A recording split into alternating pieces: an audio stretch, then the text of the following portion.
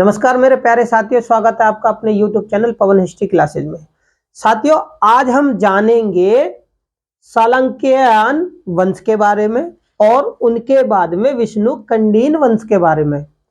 ये वो दोनों वंश हैं जो कि गुप्तों के साथ में ही विकसित हुए थे। जब एक तरफ गुप्त साम्राज्य विकसित होने की कगार पे था, यानी शुरू हुआ था, उदय हुआ था, उसी दौरान उनके साथ में ये दोनों राजवंश भी उदय हुए थे, यानी कि इनका भी विकास क्रम चल रहा था।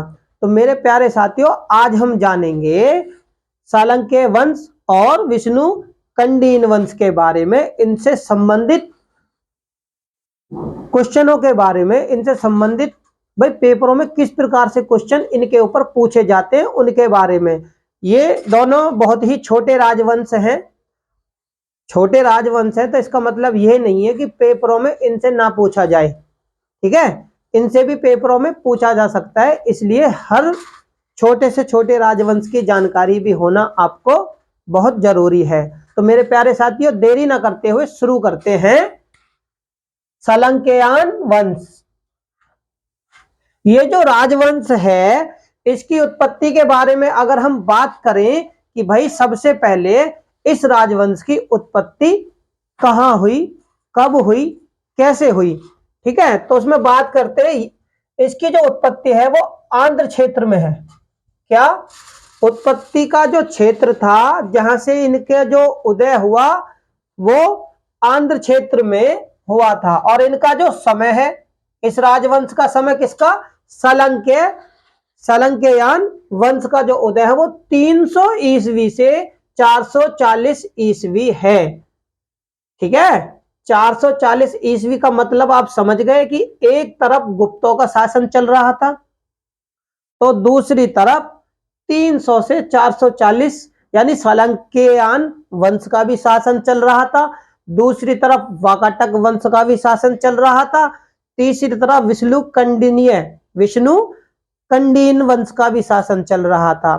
तो ये वो राजवंश हैं जो कि इन तीनों चारों राजवंशों का जो समय है वो लगभग बराबर है, ठीक है। और इन्हीं राजवंशों से संबंधित क्वेश्चन पेपरों में पूछे जाते हैं।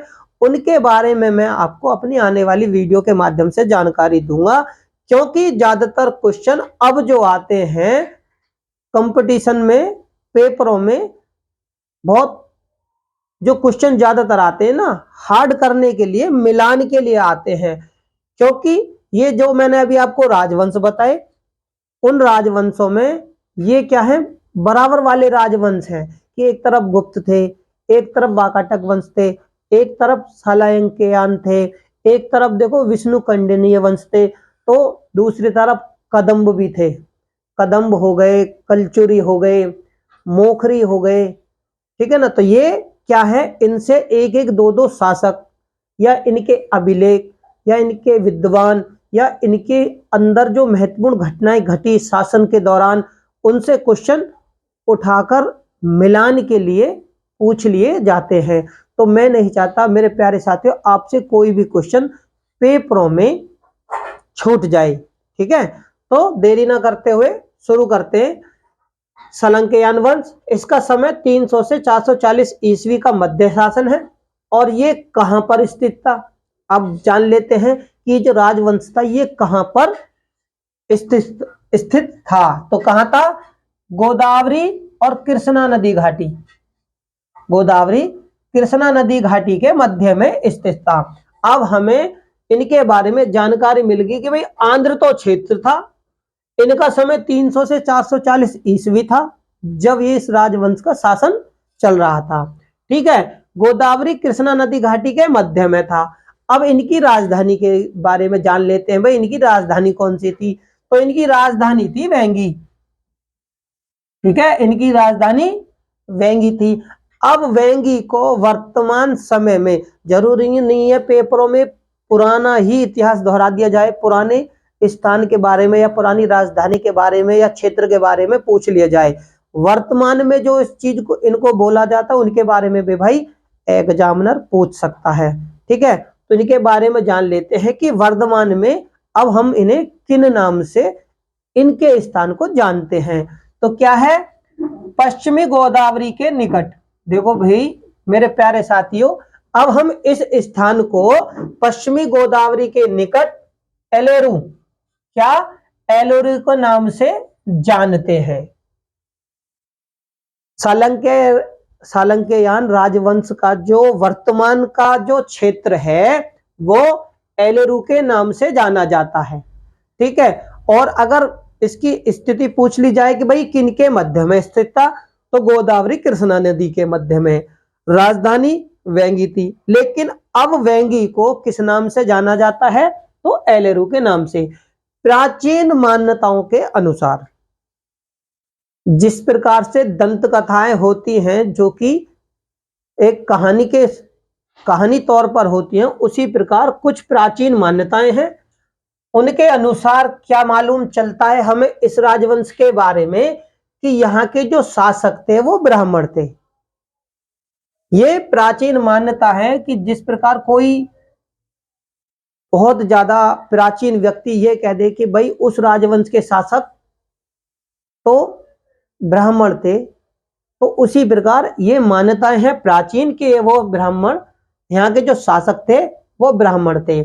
इसमें क्या है कि यहाँ के जो राजा थे, कौन से, सालंकेयान वंश के जो राजा थे, वो अपने नाम के पीछे गोत्र लगाते थे। क्या राजा, जितने भी राजा थे वो नामों के पीछे क्या लगाते थे, गोत्र लगाते थे, और भगवान शिव के आराधक थे, भगवान शिव की वो पूजा करते थे। आंध्र प्रदेश में देखो भाई, आंध्र में पहले क्या था, मैंने आपको बताया इक्ष्वाकु राजवंश भी था। आंध्र प्रदेश में इक्ष्वाकु राजवंश था, और उसके बाद इक्ष्वाकु राजवंश के बाद में, इक्ष्वाकु राजवंश के बाद में इनका संबंधित विवरण हमें मिलता है। यानी इक्ष्वाकुओं के बाद के संबंधित विवरण हमें सालंकेयान वंश का मिलता है। पहले इक्ष्वाकुओं का और उसके बाद में इस राजवंश का। ये थोड़ा समझने की जरूरत भी है। ठीक है, लेकिन तेलुगु और कन्नड़, देखो भाई मेरे प्यारे साथियों, तेलुगु और कन्नड़ लिपियों के लेखों में, तेलुगु और कन्नड़ लिपियों के लेखों से हमें यह जानकारी मिलती है कि जो सालंकेयान राजवंश के राजा थे वो दक्षिण भारतीय थे। क्या थे, दक्षिण भारतीय। ये जानकारी जो हमें मिलती है वो मिलती है हमें तेलुगु और कन्नड़ के में लिपि, कन्नड़ के जो तेलुगु और कन्नड़ के जो लेख हैं, जो लिपि हैं, उनसे हमें यह जानकारी मिलती है। 5वीं सदी के शुरू में, यानी कि इस जो शासन चल रहा था उसके 5वीं सदी के शुरू में विष्णु कंडीन वंश, यहां पर जरा गौर करो कि इस राजवंश पर 5वीं सदी यानी 500 साल में, 500 साल, क्योंकि इसका समय जो दिखाते हैं 440 ईस्वी, यानी इससे पहले और भी 50 साल बाद। तो यहां पर समझने की थोड़ा कोशिश करना, क्योंकि अगर 5वीं सदी का शुरू ये हमें प्रमाण मिल रहे हैं 5वीं सदी के शुरू के, तो उस वक्त ये राजवंश पतन की कगार पर था। ये राजवंश पतन की कगार पर था। और दूसरा जो राजवंश था वो कौन सा था, विष्णु कंडीन वंश। इनके शासक थे माधव वर्मा प्रथम, माधव वर्मा प्रथम। उन्होंने इस राजवंश को हराया। हमने आपको भी यही जानकारी दी कि भाई, क्योंकि अगर ये 5वीं सदी में अगर आक्रमण कर रहे हैं या फिर इस राजवंश को हरा रहे हैं, तो ये राजवंश विलुप्ति यानी पतन की कगार पर था, बहुत ज्यादा कमजोर था। तभी तो दूसरे राजवंश के शासक ने इसे 5वीं सदी में हराया। उसके बाद स्रोतों और लेखों के अनुसार, स्रोतों से और लेखों के अनुसार हमें इस राजवंश के 4 राजाओं के बारे में जानकारी मिलती है। इस राजवंश से संबंधित 4 राजाओं के बारे में हमें जानकारी मिलती है। किनसे मिलती है? वो मिलती है स्रोतों से और लेखों से। लेखों में और स्रोतों में 4 राजा कौन कौन से थे? तो हस्तवर्मा, नंदी वर्मा, विजयदेव वर्मा और विजय नंदी वर्मा। ये वो 4 राजाएं हैं जो कि सालंकेयान वंश से संबंधित हैं। इनके बारे में भी जो हमें इतिहास में प्रमाण मिलते हैं वो किनसे मिलते हैं उनके बारे में थोड़ा जान लेते हैं। भाई देखो, प्रयाग प्रस्तुति अभिलेख में, और प्रयाग प्रस्तुति अभिलेख किसका था? समुद्रगुप्त जी का भी, ठीक है ना। तो इसमें क्या है, और रुद्रमा दमन भी थे जिन्होंने करे थे। तो इसमें क्या है, हस्तवर्मा का उल्लेख मिलता है। अब हम यह बोल सकते हैं कि प्रयाग प्रस्तुति में हमें हस्तवर्मा का उल्लेख मिलता है, और जब इनका उल्लेख मिलता है तो हमें जो इतिहास इस राजवंश का मिलता है। तो यहां पर थोड़ा जानने की कोशिश करना मेरे प्यारे साथियों। इस वंश का जो हमें इतिहास मिलता है वो प्रयाग प्रस्तुति के आधार पर ही इतिहास में से मान्यता दी गई है, ठीक है।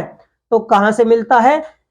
इस राजवंश के बारे में इसका जो आधार इतिहास में, इतिहासकारों ने जो इस राजवंश को मान्यता दी है या इसका इतिहास माना है वो प्रयाग प्रस्तुति के अभिलेख से ही माना है, क्योंकि यह सबसे विश्वसनीय और प्रमाणित साक्ष्य है जिसमें हस्तवर्मा का उल्लेख आया है। इसी से हमें इतिहास में सालंकेयान राजवंश के बारे में महत्वपूर्ण जानकारियां मिलती हैं, और इसी के आधार पर इस राजवंश के बारे में भी इतिहासकारों ने हमें जानकारियां दी हैं।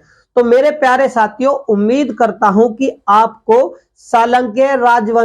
सालंकेयान राजवंश से संबंधित जो भी महत्वपूर्ण वाक्य थे उनके बारे में हमने इस छोटी सी वीडियो के माध्यम से जानकारी ली है, और इससे संबंधित पेपरों में अगर क्वेश्चन आते हैं तो इनसे बाहर कुछ भी नहीं आएगा, ठीक है। अब हम थोड़ी जानकारी लेते हैं कंडीन वंश के बारे में। कंडीन वंश के बारे में, इसके जो संस्थापक हैं, अब इतिहास में इस राजवंश के बाद में इस राजवंश का उदय होता है, लेकिन ये किनके संबंधित हैं? ये राजवंश गुप्त, वाकाटक, सालंक्य और विष्णुकौंडिन्य, ये क्या है कि एक साथ उदय होने वाले राजवंश हैं। क्यों भाई, सबसे बड़ा राजवंश तो गुप्त वंश हो गया, शक्तिशाली राजवंश हो गया, लेकिन ये वो छोटे छोटे राजवंश हैं जो कि उस समय, जैसे कि बहुत बड़े क्षेत्रफल में गुप्तों का था, एक साइड कोने में ये राजवंश भी, इन राजवंशों का भी उदय हुआ था। तो विष्णुकंडिन राजवंश के बारे में हम जानते हैं, इनका जो संस्थापक था वो विक्रमेंद्र था। क्या? विक्रमेंद्र इस वंश का संस्थापक था, और इसकी राजधानी कहां थी? कृष्णा, कृष्णा जिले में स्थित। और कृष्णा जिला किससे संबंधित है? कृष्णा नदी के ऊपर ही कृष्णा जिला बसा हुआ है। अब कृष्णा जिले में भी कौन सा है? बिंदुकोंडा है। कृष्णा जिले में भी बिंदुकोंडा नामक स्थान था, और इसी नाम से इस राजवंश का नाम विष्णुकंडिन राजवंश भी पड़ा। इसी नाम से इस राजवंश का नाम विष्णुकंडिन राजवंश भी पड़ा। यहां पर समझो। और इनका शासन कहां पर था? इनका शासन था आंध्र देश में। इनका शासन किसका? विष्णुकंडिन वंश का। भैया अब मेरे प्यारे साथियों, इनका शासन के बारे में हमें पता चल गया, और इसका वास्तविक शासन के बारे में अब हम थोड़ा जान लेते हैं। तो वास्तविक संस्थापक कौन थे भैया? एक तो हो गए संस्थापक जो कि विक्रमेंद्र थे, लेकिन वास्तविक संस्थापक ये वो होते हैं जैसे कि किसी चीज का निर्माण करना या आधार करने वाले तो हो गए विक्रमेंद्र, लेकिन उसको थोड़ी उपलब्धि, उसका विस्तार, उसका प्रचार प्रसार करने में जो थोड़े शक्तिशाली शासक होते हैं उनको वास्तविक शासक माना जाता है। तो कौन थे वास्तविक जो संस्थापक थे? वे गोविंद वर्मन प्रथम थे। गोविंद वर्मन प्रथम थे। इन्होंने ही इस राजवंश के यानी विष्णुकंडिन राजवंश के ही ये पहले शासक थे जिन्होंने महाराज चक्रवर्ती की उपाधि धारण की थी। ये इनकी विशेषता हो गई कि चक्रवर्ती की धारण, महाराज चक्रवर्ती की जो उपाधि धारण की थी किसने? गोविंद वर्मन प्रथम ने की थी। इनका पुत्र था कौन? माधव वर्मन प्रथम, जिसको दूसरा नाम क्या था? ज्ञानस्य।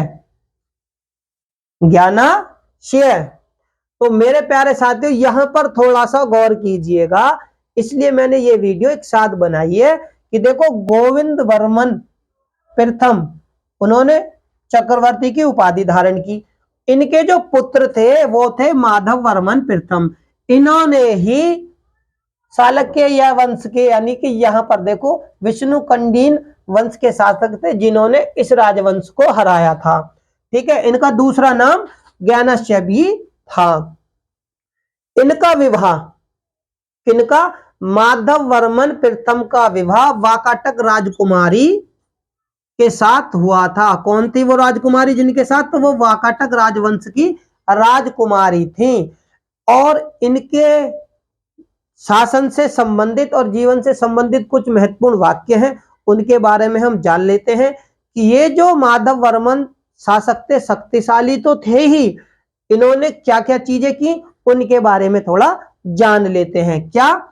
इन्होंने 11 अश्वमेध यज्ञ किए थे, 11 अश्वमेध यज्ञ किए थे, 1000 अग्निश्रोतम यज्ञ किए थे। क्या? 1000 अग्निश्रोतम यज्ञ किए थे और अनेक वैदिक यज्ञ किए थे। अनेक वैदिक यज्ञों में कौन कौन से यज्ञ महत्वपूर्ण हैं तो उनके बारे में थोड़ा जान लेते हैं। तो अनेक वैदिक यज्ञों में बहुसुवर्ण यज्ञ, पुंडरीक यज्ञ, पुरुषमेघ यज्ञ, वाजपेय यज्ञ, राजसूय यज्ञ और प्रजापति यज्ञ और हिरण्यगर्भ यज्ञ आदि उन्होंने किए थे। किसने किए थे? माधव वर्मन प्रथम ने। तो मेरे प्यारे साथियों इन यज्ञों के बारे में मैंने आपको इसलिए जानकारी दी कि जरूरी नहीं है कि वो अग्नि के बारे में पूछ लिया जाए या अश्वमेध यज्ञ के बारे में। हो सकता है पुंडरीक यज्ञ किसने किया और ये किस वंश से संबंधित थे। हो सकता है कि वाजपेयी राजसूय यज्ञ तो बहुत से, लेकिन पुरुषमेघ यज्ञ और पुंडरीक यज्ञ, सुवर्ण यज्ञ, ये कुछ ऐसे यज्ञ हैं जो कि पेपरों में पूछे जाते हैं। तो मेरे प्यारे साथियों ये क्वेश्चन पेपरों में पूछा जा सकता है, इसलिए हमने इनके बारे में जाना। और ये इन शासकों से संबंधित भी हैं। भाई ये इन शासकों ने कौन कौन से ऐसे कार्य किए, महत्वपूर्ण कार्य जिनसे पेपरों में क्वेश्चन बनते हैं या पूछे जाते हैं, उनके बारे में तो हमें जानना ही है। तो ठीक है ना। तो इन्होंने ये यज्ञ किए थे। इनका जो अधिकार क्षेत्र था, अधिकार क्षेत्र मतलब इनका जो शासन था, किसका? माधव वर्मन प्रथम का जो शासन था वो कहां पर था? महाराष्ट्र में और कर्नाटक पर। महाराष्ट्र और कर्नाटक पर इनका शासन था। और इन्होंने अब और क्या महत्वपूर्ण कार्य किए? इन्होंने जो महत्वपूर्ण कार्य किए थे भाई, सालंकियन राजवंश को तो इन्होंने हराया ही था, लेकिन दूसरा देखो इन्होंने क्या करा, दक्षिण कौशल और पूर्वी गंगों की राज्य राजधानियों पर भी इन्होंने आक्रमण किए। ये वो शक्तिशाली शासक थे कि इन्होंने दक्षिण कौशल और पूर्वी गंगों की राज्य और राजधानियों पर भी इन्होंने आक्रमण किए। लेकिन ये जो विष्णुकंडिय वंश के राजा हैं, ये क्या है? मोखरी नरेश थे, मोखरी नरेश ईश्वर वर्मन। अब ये दूसरा राजवंश है मोखरी, उनके जो शासक थे वो ईश्वर वर्मन थे। ईश्वर वर्मन ने इन्हें हरा दिया। किसको? माधव वर्मन प्रथम को ईश्वर वर्मन ने हराया। ठीक है मेरे प्यारे साथियों, जानकारी आपको अच्छी लगी हो तो कमेंट कर जरूर बताना। ठीक है ना भाई। इनका राज्य महाराष्ट्र कर्नाटक में था और इन्होंने सबसे बढ़िया काम यह किया जो इनसे संबंधित है, इन्होंने कौशल और पूर्वी गंग इन पे इन्होंने राज्य पर आक्रमण किए थे। और अगर मोखरी नरेश ने इन्हें हराया तो या तो ये हो सकता है कि मोखरी नरेश ने इन पर आक्रमण किए हों, या फिर इन्होंने मोखरी नरेश पर आक्रमण किए हों। इन दोनों में से दोनों का अगर युद्ध है तो भाई पक्का है कि इन दोनों ने आपस में जरूर संघर्ष हुआ है। उस संघर्ष में ईश्वर वर्मन ने इनको माधव वर्मन प्रथम को हरा दिया। अब माधव वर्मन प्रथम है, इनका जो शासन का समय है वो 475 ईस्वी से 525 ईस्वी है। लगभग 50 वर्ष इन्होंने शासन किया। 50 वर्ष शासन करने के बाद इन्होंने अपने राज्य को समझ लो, या अपने शासन को अपने पोत्रों में, पोत्रों मतलब पोते कौन होते हैं भैया, ये दादाजी हो गए माधव वर्मन प्रथम, और इन्होंने अपने पोतों में अपने राज्य को विभाजित कर दिया। यानी कि अपने सारे राज्य को या अपने पूरे प्रशासन को या शासन को अपने पोतों में बांट दिया कि भाई अब मैं शासन नहीं कर पाऊंगा, 50 वर्षों तक मैंने शासन किया, अब आगे का शासन आप संभालो।